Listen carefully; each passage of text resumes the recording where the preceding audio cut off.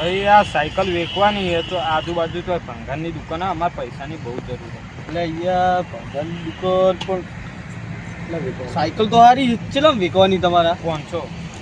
એટલે પહોંચવું તો યાર બહુ વધારે ભાવ હોય યાર.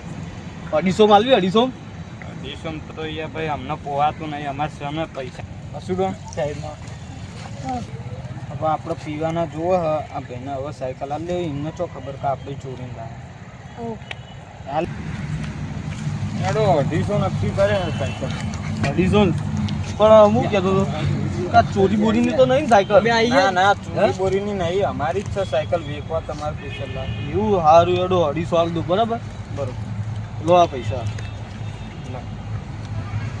સારું એડો